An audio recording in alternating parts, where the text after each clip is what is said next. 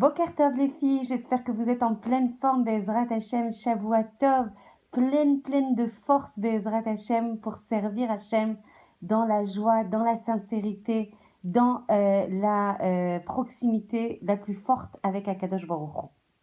En fait, on va continuer sur la prière puisque vos bakashot vont dans ce sens, vos demandes vont dans ce sens, et de comprendre quelques mots fondamentaux, en fait, quelques prières, quelques brachot fondamentales en fait de la prière pour mieux sentir le lien grâce à cette prière avec Akadosh Baruch Hu et du coup avoir encore plus l'envie d'avancer, avoir encore plus d'envie de prier Be'ezrat Hashem. En fait, on parlait de Birkat Avot la dernière fois et on disait à quel point cette prière qui nous unit à nos Avot, où on rappelle en fait Eloké Avraham, Eloké Yitzhak, Eloké Yaakov, en fait, à travers la prière, non seulement on va bénéficier des mérites de nos patriarches, mais en plus, en fait, ça va nous permettre, grâce à cet héritage que nous ont donné nos patriarches, puisqu'ils sont en nous. On a beaucoup de mal à le savoir. J'entends beaucoup autour de moi me dire « Mais moi, qu'est-ce que j'ai à voir avec Rachel, Léa, avec Sarah Imeno, avec Rivka ?» Moi, je n'ai aucun rapport avec elles. Je ne risque pas d'être à leur hauteur. Sachez qu'en fait, on intègre dans nos shorashim, dans notre héritage, toute l'ADN de nos imaot et de nos patriarches. Donc en fait, dans la prière, on rappelle Eloké Abraham, Eloké Yitzhak, Eloké Yaakov.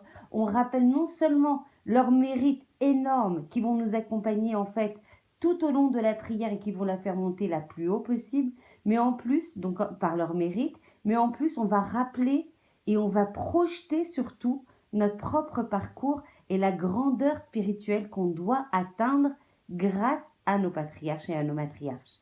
Donc le fait de prononcer leur nom nous rappelle que chacun d'eux a servi Hachem d'une manière qui lui est propre. On ne peut pas transposer la Avodat Hachem d'une personne avec celle d'une autre personne. Chacune, elle a un parcours spécifique. Chacune, elle a un Shoresh Neshama, une racine de sa Neshama spécifique. Et donc, du coup, l'attendent une Avodat Hachem et un Tachlit, une mission à accomplir qu'Hachem lui a assignée spécifique. Donc, chacune, elle va avoir son derer pour accéder, en fait, à Hachem. Donc, les recettes, par exemple, d'Avraham Avinu, la bienfaisance qu'il a dispensée, en fait, à tous ceux qui l'entouraient, était sa caractéristique essentielle. Et par là, il ressemblait, en fait, à Hachem. On sait que une de nos missions est de ressembler le plus possible à Hachem, de tendre à lui ressembler. Donc, Avraham Avinu était, lui, la représentation du chesed, et par là, il pouvait justement représenter Hachem, représenter l'imitation dans sa vie du Tselem Elohim, donc de l'image d'Hachem.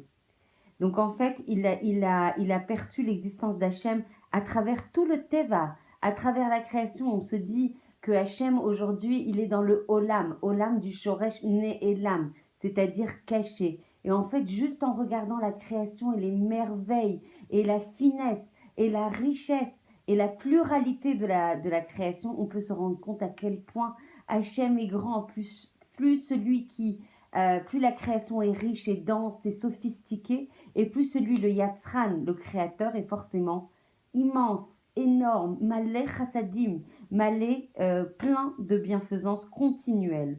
Et donc en fait, il a suivi ce chemin de la Teva, pleine de richesse, de bienfaisance, de chesed, pour lui aussi donner et apporter la lumière d'Hachem à tout le monde, à toute la création. Yitzhak Avinu, qu'on rappelle aussi dans la Birkat Avot, en fait, nous rappelle la Gvura, la puissance, la crainte qui caractérisait Yitzhak Avinu. Et quand on invoque dans notre prière la force d'Yitzhak, sa crainte du ciel, on incarne aussi la puissance, la force, la Gvura d'Hachem dans notre monde.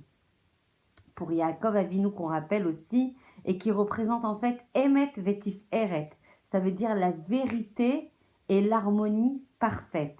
En fait, sa personnalité, c'était la combinaison de la vérité et avec l'harmonie, c'est-à-dire qu'en fait, il arrivait, même si en apparence c'était contradictoire, il arrivait à rassembler la puissance de Yitzhak et la bienfaisance d'Abraham.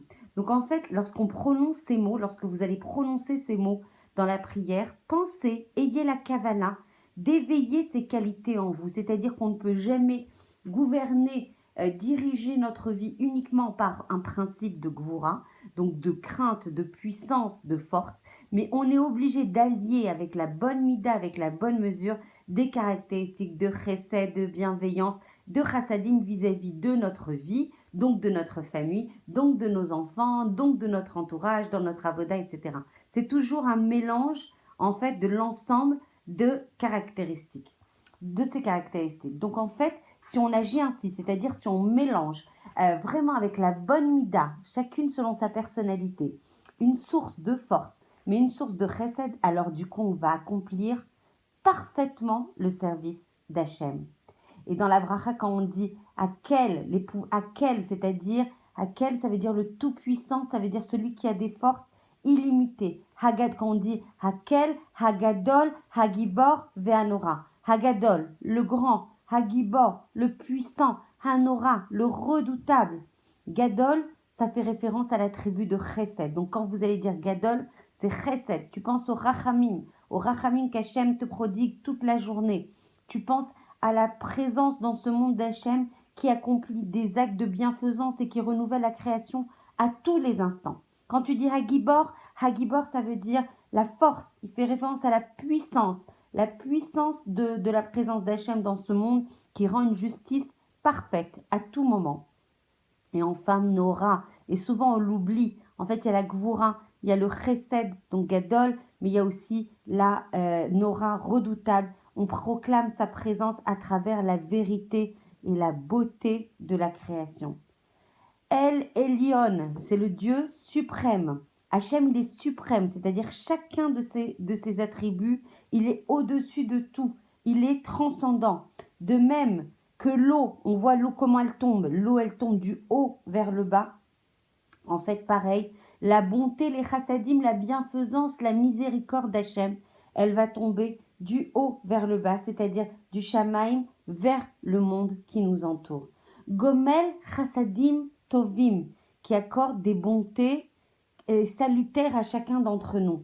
Alors bien qu'Hachem, on le rappelait tout à l'heure, El Elyon, il est suprême, il est élevé, il transcende tout. En fait, il fait preuve d'une bonté illimitée, en-sophite, avec l'ensemble des créatures, même les plus petites. Même le petit ver de terre, il a de quoi manger. N'importe quelle créature ne reste pas sans manger. Hachem, il pourvoit à tout. La bonté d'Hachem est totalement bénéfique et c'est la plus grande que n'importe quel être humain. En fait, elle va transcender l'ensemble des chassadim que nous, on peut prodiguer également. Vekone Hakol, c'est quoi Vekone Hakol? Ça veut dire qu'il possède tout. Le monde entier est à Hachem. Tout est créé et à disposition d'Hachem. Et le fait que ça soit lui qui le crée et qu'en plus il le maintienne chaque seconde avec bonté, c'est Vekone Hakol. Toute chose dans ce monde que l'on voit de nos yeux ou d'ailleurs que l'on ne voit pas témoigne du fait qu'Hachem l'a créé et à la capacité, grâce à sa bienveillance, à sa charité, à son indulgence, à sa patience, de nous le donner, de nous l'offrir, alors qu'en fait nos mérites ne sont pas forcément à la hauteur de ce magnifique cadeau.